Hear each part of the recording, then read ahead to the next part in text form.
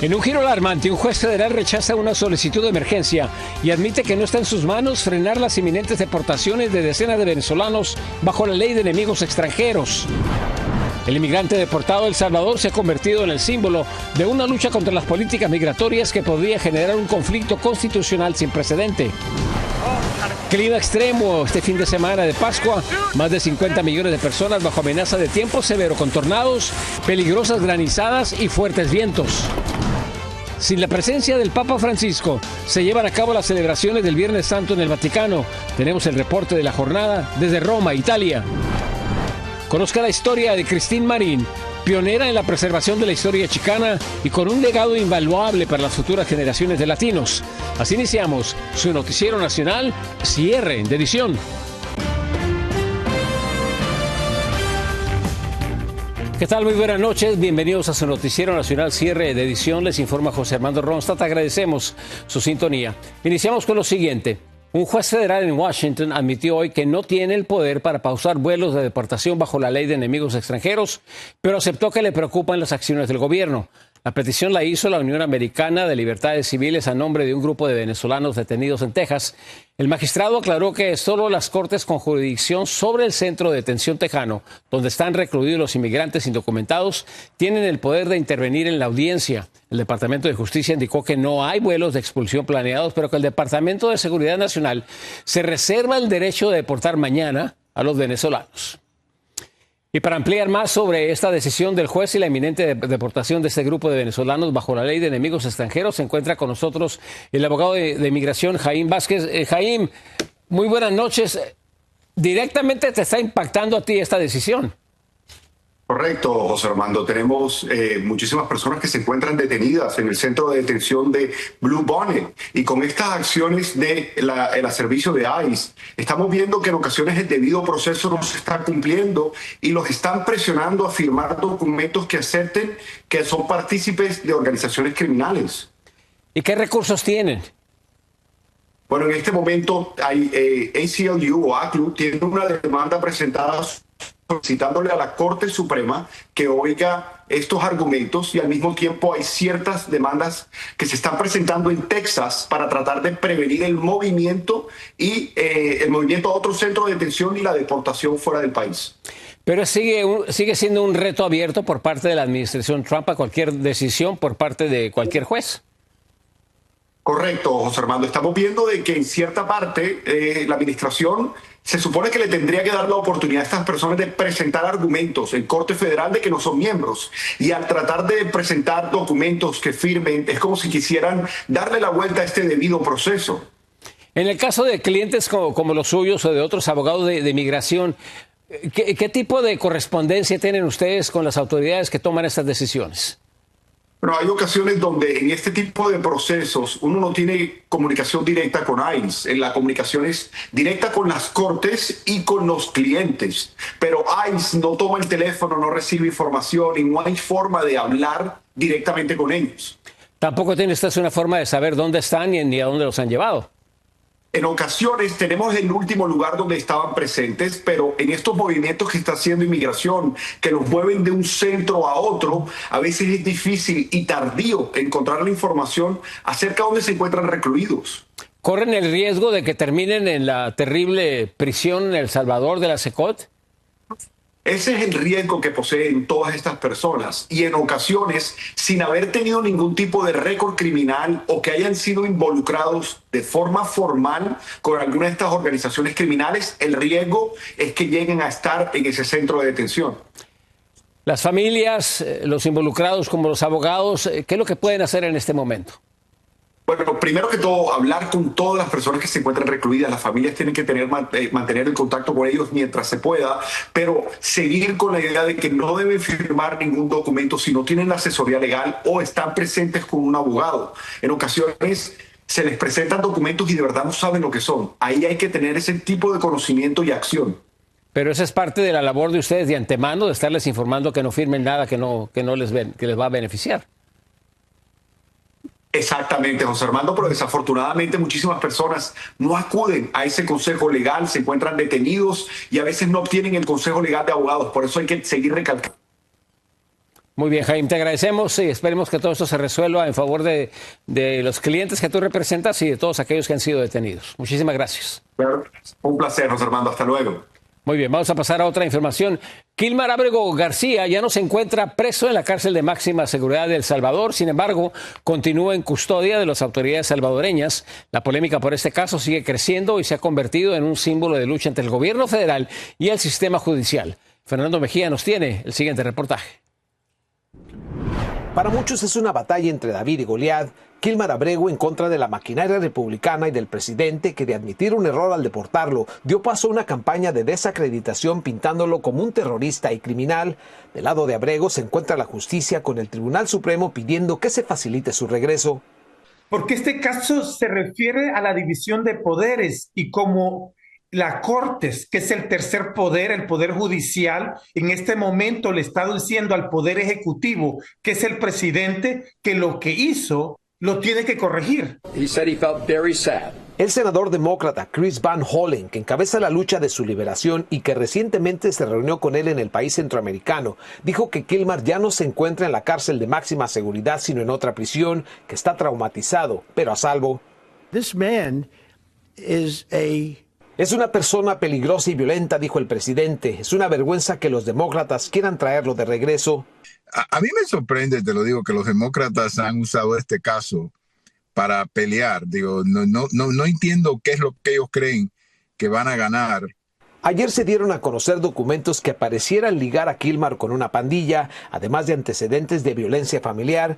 Hoy documentos dados a conocer por la cadena Fox News indican que fue detenido en Tennessee por alta velocidad y sospechoso de tráfico humano. Nada de esto ha trascendido en corte. Lo que es un hecho es que él tenía una orden de deportación bloqueada por un juez. Ese es el meollo del asunto, deportar a alguien que por ley no podían deportar. Ahora el caso se ha convertido en una lucha de razón. Por un lado, los que consideran que personas como Kilmar deberían ser deportados y por el otro, los que quieren que se respete el debido proceso. Lo que pasa es que el presidente está probando hasta qué punto las leyes son aplicables hacia su presidencia, ¿no? Eso es lo que se trata esto. Por el momento, la administración de Trump no ha dado la más mínima señal de querer traerlo de regreso, diciendo que no tiene la autoridad, lo cual aumenta el potencial de un conflicto constitucional si Trump desafía la orden del máximo tribunal de facilitar su regreso. Fernando Mejía, Noticias Estrella TV.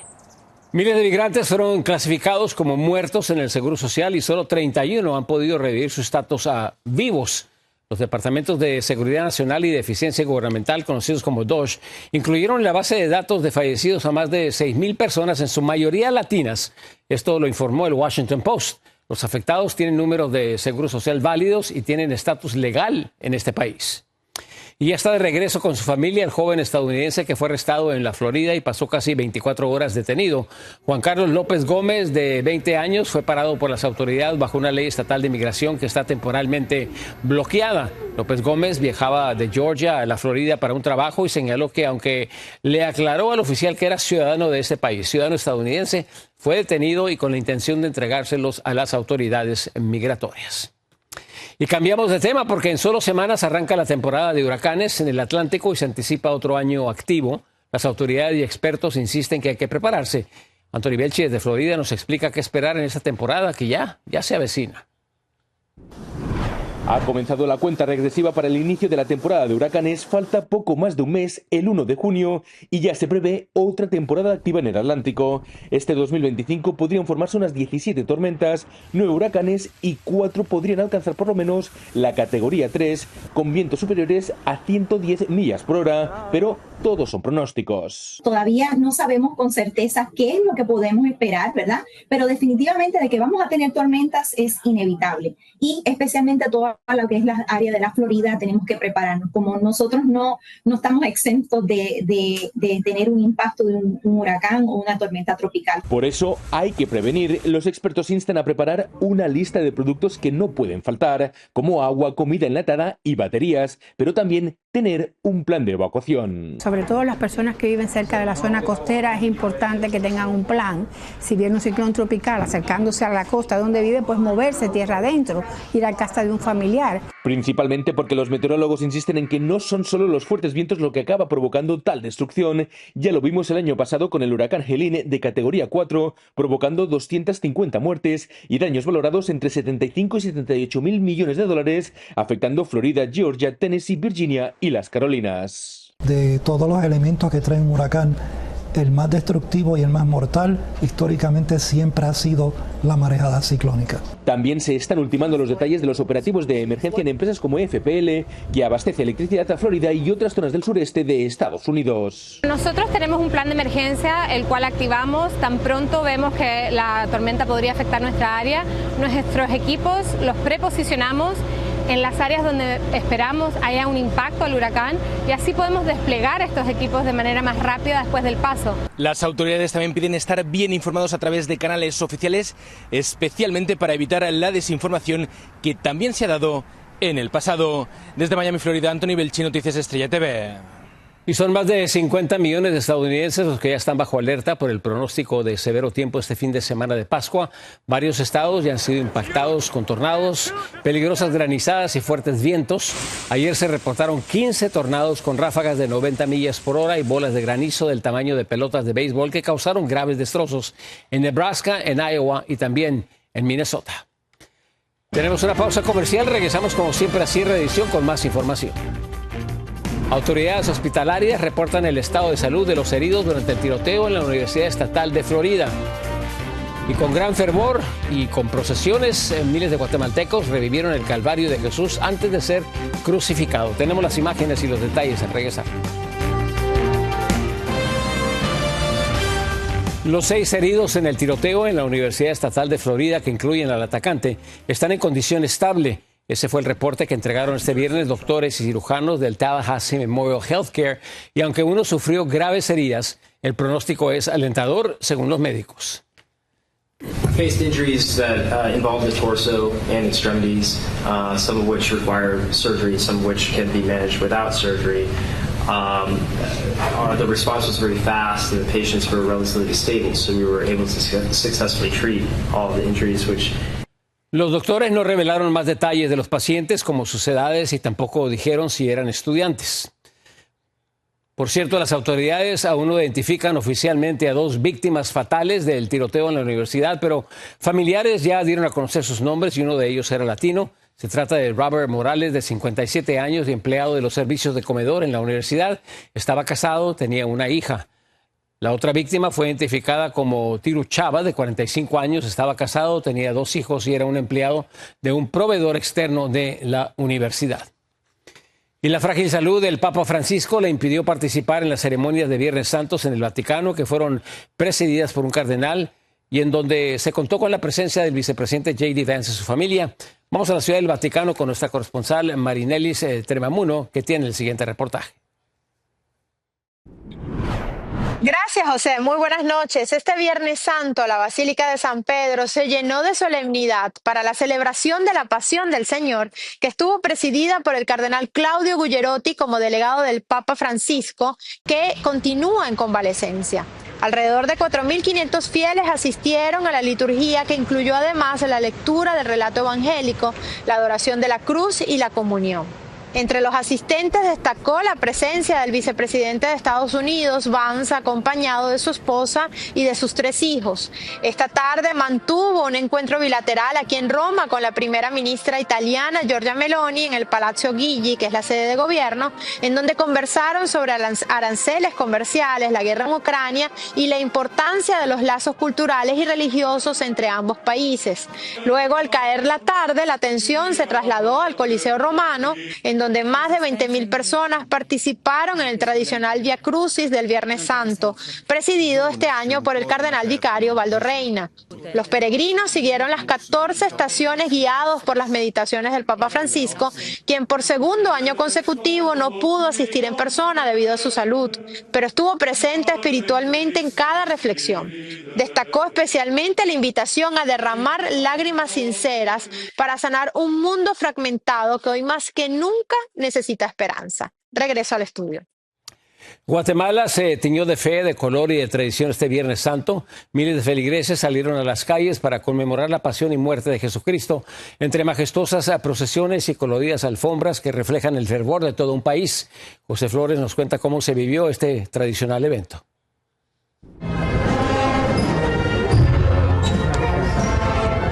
Miles de feligreses católicos salieron a las calles este Viernes Santo para conmemorar la pasión y muerte de Jesucristo con majestuosas procesiones, así como también elaboraron mágicas y coloridas alfombras en medio de un enorme fervor en toda Guatemala. Este día es mucha penitencia para nosotros acá en Guatemala. Recordamos la pasión, muerte y gloriosa resurrección de nuestro Señor Jesucristo. Es una devoción y tradición de familia. Creo que lo vivimos con mucho fervor. Los pobladores acudieron desde las primeras horas de este viernes a las distintas iglesias para esperar la salida de los cortejos procesionales en los que se proyectó el calvario que vivió Jesús previo a ser crucificado. En sí un significado de intentar rememorar un poco la pasión de nuestro Señor y cargar en nuestros hombros un poco de lo que Él cargó con la cruz, también mantener vivas nuestras tradiciones, que es algo que hace único Guatemala. Sin importar la edad, las personas se vistieron con trajes de cucuruchos y muchos junto a sus hijos efectuaron enormes recorridos a la par de las procesiones elevando sus oraciones. Para mí, en lo personal, es un significado muy grande, ¿verdad? Es darle gracias a Dios por un año más, ¿verdad? De trabajo, bendiciones, ¿verdad? Carlos colaboró en la elaboración de una alfombra especial con flores naturales para agradecerle a Dios por la salud de su familia y por la paz de Guatemala. El sacrificio de la penitencia es la bendición que nos dé hacia nosotros, a mí, a mi familia, a mis hijos y a todo el pueblo en Guatemala. Miles de feligreses católicos participaron en las distintas procesiones que recorrieron varios lugares del país este Viernes Santo para conmemorar la muerte de Jesucristo. En la antigua Guatemala, José Flores, Noticias Estrella TV. En otra información, han capturado al estadounidense acusado de matar en Tijuana a una oficial de la policía de Baja California. La víctima, de nombre Abigail Esparza Reyes, era parte de una unidad élite dedicada a atrapar fugitivos de Estados Unidos. La semana pasada, César Moisés Hernández era perseguido por los agentes y les disparó impactando a Esparza Reyes, luego escapó disfrazado como un empleado de limpieza. Mientras tanto, en Ecuador, por lo menos 12 personas fueron asesinadas y varias más resultaron heridas en un ataque armado durante una pelea de gallos en la provincia de Manabí. Hombres armados, vestidos con uniformes similares a los militares, irrumpieron en el lugar y abrieron fuego contra los asistentes. Las autoridades investigan lo ocurrido, pero se cree que el ataque involucró una banda criminal conocida como Los Lobos. Un corte comercial, más información en cuanto regresemos. Sigan con nosotros. Queremos que presentarle una de las responsables de que la comunidad chicana en Arizona conozca más sobre su historia. Desde preservar historias familiares hasta crear espacios académicos que celebran la identidad chicana, Christine Marín ha dedicado su vida a rescatar y defender las raíces mexicanas en Estados Unidos. Hoy su legado sigue inspirando a nuevas generaciones en Arizona y a través de toda la nación. Rubén Pereira nos tiene su historia.